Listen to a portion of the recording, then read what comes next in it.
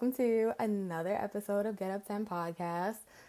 This is your host, Ginger, if you don't already know that, if you didn't see that when you clicked on this. But anyways, I am live right now on Facebook and Instagram, and my daughter's sleeping, so let's try to do this before she wakes up.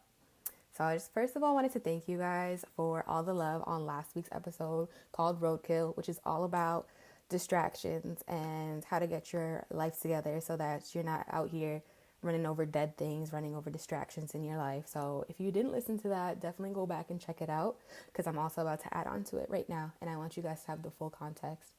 I also just want to give a quick shout out to my Lord and Savior because he gives me all of the ideas for my podcast. Like, I get so much inspiration just in my everyday life when I get out the house. So shout out to God. All right. So before we get into this week's topic, I wanted to finish last week's topic because it's crazy like how you can be so blind to yourself, you know? So for example, like last week on Roadkill, I talked about having distractions, like you're not focused and not being able to see properly. But you know, I realized there's another reason that people hit roadkill that I forgot about because it's the one that I'm the most guilty of in life, which is speed. All right. Your girl is a speed demon. In another life, I was probably a NASCAR driver. I'm pretty sure. So yeah, like if you missed the definition of roadkill, go back to last week and check that out. But essentially roadkill is anything dead in your life, anything that's not giving you life or whatever, distractions, dead end relationships, social media, junk food, just anything that's not getting you to where you want to go in life. That's roadkill. So another reason that people hit roadkill is because they're going too fast. And it's crazy because, like I said, this is my number one thing. Like, I be going too fast in my car and in real life. And the remedy for speed, I just said remedy, weird, but whatever, is to slow down. One of my favorite pastors is Michael Todd of Transformation Church. Y'all, if you haven't seen him or checked him out, like, do it because my man's is hilarious, but he's also real. And one of the sermon series that he did that most touched me was the Stride series, and he talked about how Jesus never rushed. Jesus never ran. Like, his ministry was 3 years long, and he got it all done, and he never once rushed. And that should be setting an example for us. Like, we all know the song by Kanye, Jesus Walked, all right? And if you don't think this is significant, it's 2020 and we're still talking about Jesus, and it's been over 2,000 years. So let that marinate in your spirit. The reasons why it's important to slow down in life is because if you're going too fast, you miss things. You miss details. Like, there's little things, little beautiful things, little important things that if you're going too fast, you're going to miss out on those. So that's one reason to slow down. And the second reason to slow down is because if you're going too fast, there's just certain things that are inevitable, okay? The other day, I was driving on the Palisades coming back home, and I was probably doing the 80, honestly, which is my average speed these days. Actually, not even these days, that's been the case. Anyways, I was doing like 80, and I hit a squirrel myself. It was already dead, roadkill, but I hit it, and I couldn't avoid it because I was just moving too fast. And I say that to say that when you're moving too fast, there's certain things that you're going to come up against in life that you're not going to be able to avoid because you're just moving too fast. And for the person that's like me, that is like, oh, but I just like to go. You only live once. Like, I don't have time to waste. Y'all, I understand. But there's a difference between rushing and having a sense of urgency. And if you are that person, I'm really talking to myself right now. I wrote down this quote because y'all know I love my quotes, and I just wanted to read it. And pay attention because it's kind of long, so I'm only going to read it once. Okay, anyways. Everything happens when it needs to happen. Everyone is always where they need to be. Right place, right time.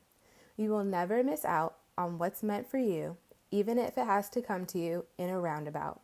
Be patient. Trust. I don't know if I've ever talked about my struggle with patience on my podcast before, but your girl used to think that patience was not for her, okay? But life has a funny way of showing you that patience is for everyone, and help yourself out and learn how to be patient. So that is the addendum. Is that the right word? That's what I wanted to add to last week's episode on roadkill. All right. So this week I wanted to talk about unity, which is a super important topic right now. As we're all aware of the political tensions, the racial tensions that's going on in our society right now. And I named this episode I Ain't Got No Type. Yes, that's after a song, but also because me personally, like, I want to be cool with all types of people, like all types. All right. So that's, if you don't know what I'm talking about, that's why I named this episode that.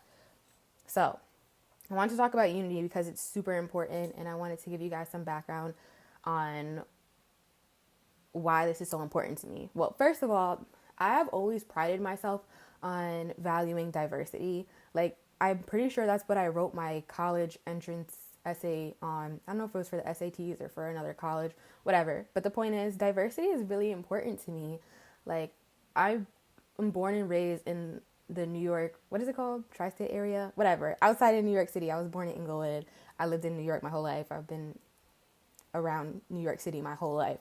So I have seen it all in terms of people and money and all of that. And I also lived in North Carolina, and I've also traveled. So I know in certain parts of the country, it is what it is. You got your blacks, you got your whites, and you got like your Mexicans. And that's diversity. But being from New York, I know that diversity is so much more than black, white, Spanish. Like, there's so much more that falls in between that. Like, going to college, I found out about Guyanese people. All right, shout out to all my friends that are Guyanese. I see you guys. And just, there's just so many beautiful people out there. Like, you really can't judge by outside appearances. And I wanted to talk about my own experiences because, well, first of all, let me just follow my notes, y'all. I got 2 pages, so you know it's lit. Not really, I just write really big. But anyways, so me personally, I am half Puerto Rican. My mom is 100% Puerto Rican, and my dad is black. I don't really know where exactly my dad's family comes from. I know that my grandfather is from Virginia, but as far as tracing my roots all the way back, I haven't really done that. My cousin did the ancestry.com or whatever it's called, and his biggest percentage was like Ghana. So I would imagine that maybe that's mine too, but I honestly don't know. So my whole life, I just know my dad's black, my mom's Puerto Rican. And if you know me, like, I take big pride in being Puerto Rican. Like, I got the flag tattooed on me. Boricua, okay? Like, shout out to all my Puerto Ricans. So even just me as a person, I'm mixed or whatever. I mean, people might want to say, oh, you're really Spanish, whatever. But actually, no, you can't even come to me and say that you're Puerto Rican, so you're black, because I actually have the Taino Indians in my lineage. I know that for a fact. So, because Puerto Ricans are a mix as it is, because you have the white or the lighter skins with the Spanish background, you have the slaves with the African background, and then you have the natives, which is the Taino Indians. So Puerto Ricans are una mezcla, a mix, okay? So my mom is Puerto Rican, and even just, I went into the lineage or the different people groups in Puerto Rico as an island, but even just my grandparents, like my abuelo, my grandfather, was light skinned. My abuela is dark skinned. And that's, like, there's, not division, but, I don't want to say division, but, you know, there's differences in just that. And then my mom's side of the family, if we were all to get together, and which we do on occasion, just us in that one room, yes, we're all Puerto Rican, but we got Puerto Rican and blacks, we got Puerto Rican and Colombians, and we got Puerto Ricans and Taiwanese. I hope I said that right. But yeah, like, we're just mad diverse. So that is my personal background. Move the sticky note. And then just to go into it, so I recently moved back to New York, and I've been visiting, not exactly visiting just childhood friends, but even childhood places, and just going down memory lane for real. So this past weekend, I don't even know what day it is, but recently I was in Edgewater, New Jersey, which is the part of New Jersey that is directly across from New York City. And that's where my parents had one of their very first apartments. That's where I grew up playing in the park as a kid and all that. And I was just, if you know Whole Foods in Edgewater, there's a car dealership across the street from it, or a car garage, not a dealership. Is that the right word? I don't know. Someone who fixes cars, a mechanic. across the street, and it's not the same owner now, but back in the day my parents used to have a green convertible Saab before they had kids, of course, because you can't be driving around a convertible with 4 kids. It's not going to work. Yeah, and there was this mechanic named JR, and I remember we would go to his shop, and my parents would do whatever they're doing. I don't know, I'm a kid, I'm not paying attention to what the adults are doing. All I know is it was this really cool white guy mechanic, and we would go there and we would eat Easy Mac in his like break room while the adults talked and our car got fixed and all that. And then this past week I went to our family jeweler, who is Armenian, and I feel like Armenians are so, I don't know, like I think we are more aware of Armenians because of the Kardashians. Y'all, if you see somebody's last name that ends in IAN, they're probably Armenian, and Armenians are really good people. And also, they are persecuted people, so it's just a very interesting culture to be aware of, and especially if you have a heart for justice, like that's a really good cause right now because they literally have wars going on. But yeah, family jeweler is Armenian. I've known him my whole entire life. Like I went to his jewelry shop last week and I went back in time to being a kid because it smells the same, it looks the same, like crazy, just good people. And like we've gone to their church over the years, and I think my parents went to his wedding. It's just relationships, y'all. And then I think about our first home in New York. So like my parents originally lived in New Jersey, and then when they started having kids, they moved to New York. And in our very first home, we became very good friends with this family, a Jewish family, which we're still friends with to this day. And I love them to death. Like they were just a part of my virtual baby shower, and they're just talented, artistic people. And to this day, like we're friends with them. And then I went to private Christian school, which it's funny now that I'm talking about it or thinking about it or both, because it really wasn't a diverse place. Like I was 1 out of 3 Black girls in my class. And as a younger girl, I was the only Black girl in my private Christian school. But I still want to give credit where credit is due, and I want to shout out an Egyptian family that I came across in my little private school because their culture is dope, and my friend is hilarious because Egypt is in Africa, so I always remember when we do our standardized tests and apply for scholarships, she would describe herself as African American because Egypt, even though she is not dark skinned or whatever, like Egypt is in Africa. She is African American, and that was my girl back in high school. So I don't know if I've said names. I'm trying to keep things discreet because you gotta honor people's privacy. But I still want to call people out and shout people out, not call them out, shout them out, because I appreciate and love everybody I'm talking about. Yeah, so that's just one aspect of diversity, and I think that's one of the first aspects that we think of is like skin color. But I also want to talk about money because, like I said, the area that I've grown up in, I've been everywhere from $1 million custom made homes to the projects. Like I remember growing up, and when we go to grandma's house for the weekend, we'd be staying in the projects, and I didn't think anything of it. And to this day, I don't think anything of the projects. Like there's some real talent, some real good people in the projects. Like it's just a location. Yeah, so again, $1 million homes to your middle class homes to the projects. Like it's all good. And if you know me, you know that I have an old soul. And I'm not going to lie, I do hang out with older people. Like, I don't even care. Like, I have female friends that are in their 50s, and they're so lit. I have so much fun with them. Like, we go hiking, we hang out at the pool, we go to the gym, like, we go to conferences, we travel. I don't even care. Like, I love hanging out with older people because they got wisdom that they tell me things that a young person or somebody my age is never going to know. And so I value those relationships. And at the same time, I also value hanging out with young people, which sounds weird because I am a young person. But I mean people that are even younger than me because they also are dope. They know what's up and coming. They're trendsetters. They have that fresh perspective. They have that innocence, like things that you lose. Well, hopefully you don't lose, but the reality is most adults lose these things, but kids don't. And so it's important to have a blend of people that you hang out with. I feel like I also should, I didn't put this in my notes, but I also want to talk about people who don't subscribe, I don't know. Like people whose sexual identity is not the norm. Like hang out with some gay people, y'all. Like they mad fun. Hang out with some people who's out there finding themselves. There's nothing wrong with them. And if you think there is, that's on you. But the whole point is get you some mixed friends, okay? And you already know I got to get a Bible verse in. I tried to be lazy and print this out, but it didn't work. So I had to handwrite it. But it's okay because you know what they say, when you write things down by hand, you memorize it better. So the scripture I want to highlight for this podcast is Ephesians 4:2-3. Be completely humble and gentle. Be patient, bearing with one another in love. Make every effort to keep the unity of the Spirit through the bond of peace.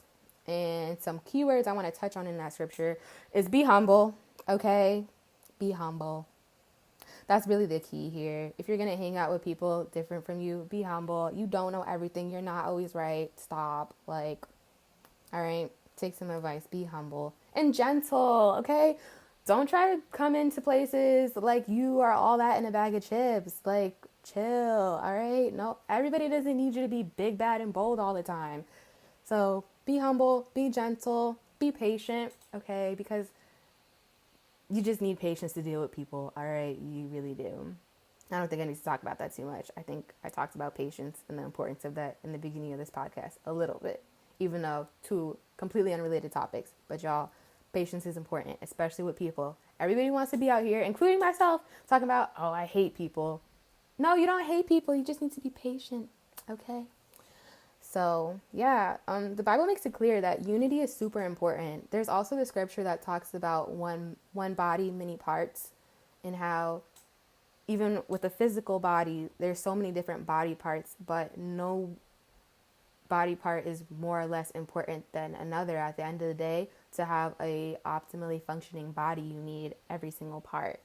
So I don't think that the Bible would talk on unity if it wasn't important. And honestly, when I look at social media and I see all these posts about all these different causes, whether it's sex trafficking or pedophilia or the wars going on or the racism or the political climate right now, yes, people are mad, people are upset, and they have the right to be.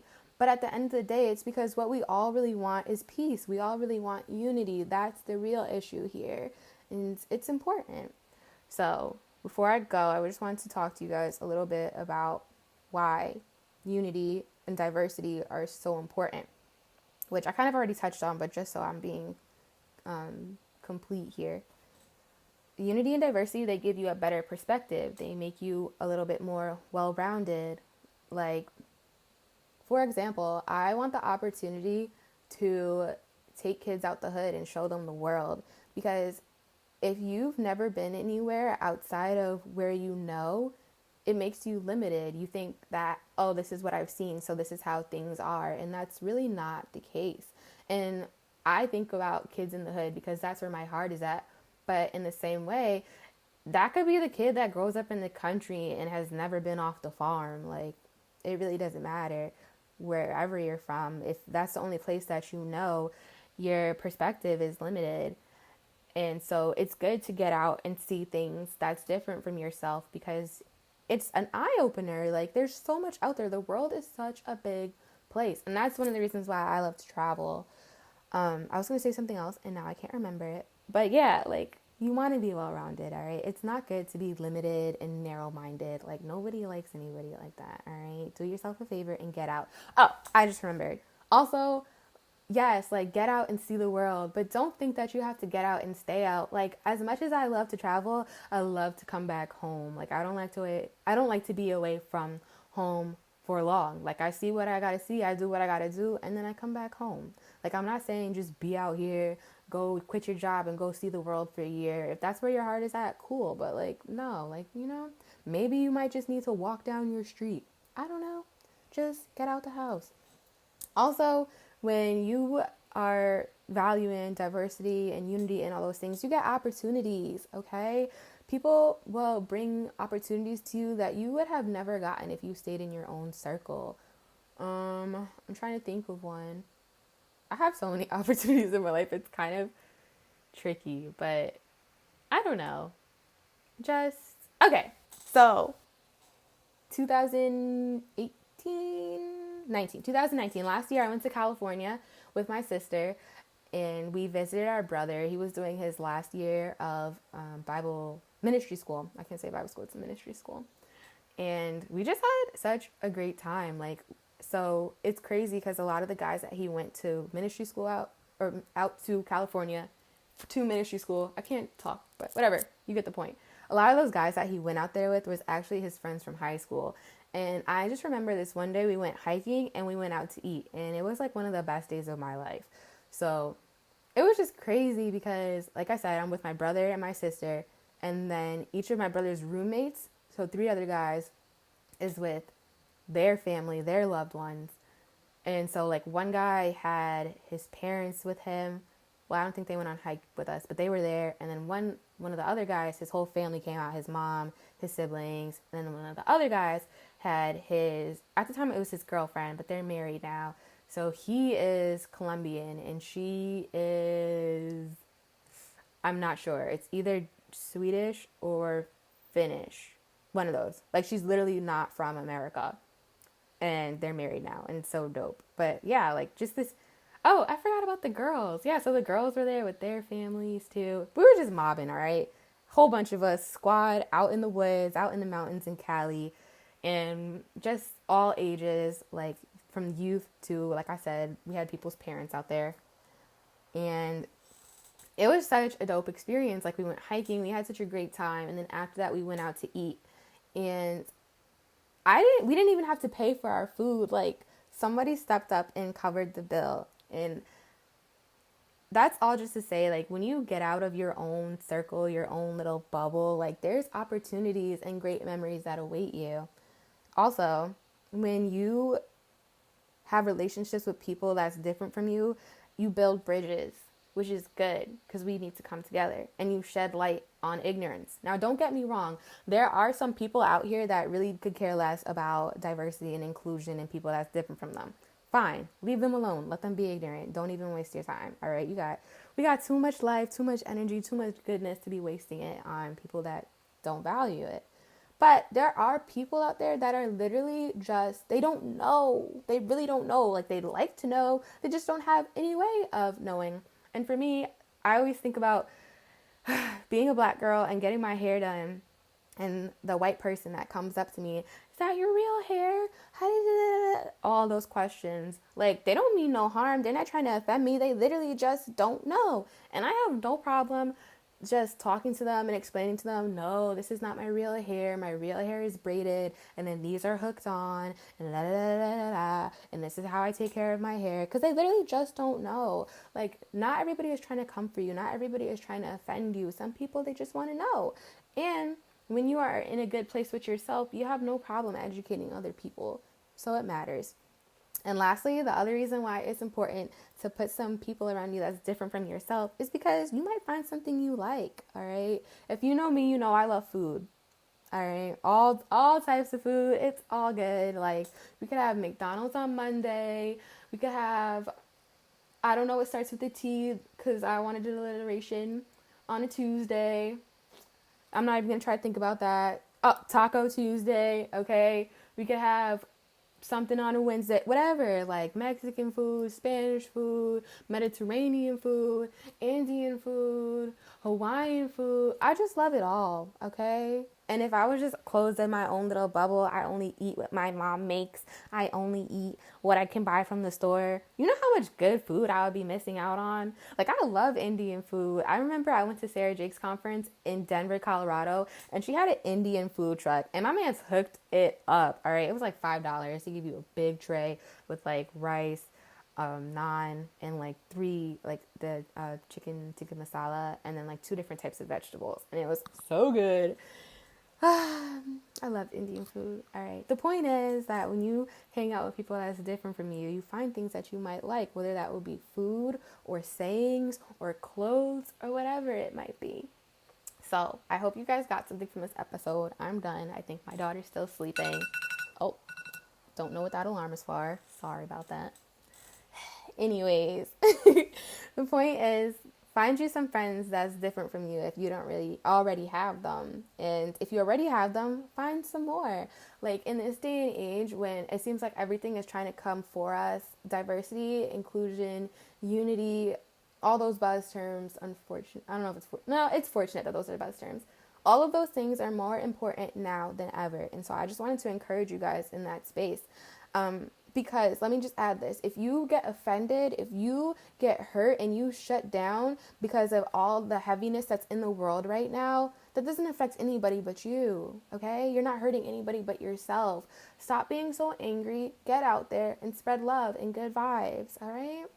So I'm going to upload this episode later today. Thank you for tuning in. I'm so excited to keep doing my podcast. Side note, Tuesdays is the day. All right, hold me accountable. If you don't see a podcast up on Tuesday, hit me up and ask me where it's at, because we're having Get Up 10 Tuesdays now. And like, I don't know if I said this on the last episode, but while my daughter is still getting her schedule done and all that, I'm going to be coming to you by myself. Whatever's on my heart, we're going to talk about it. And then when she gets on the schedule, I'm going to get back to the interviews, because I did some fire interviews while I was pregnant. If you have not heard those, definitely go back and listen to them, because those ladies spoke their truth and dropped mad gems. So thanks for tuning in to another episode of Get Up 10 Podcast. I will see you all next week.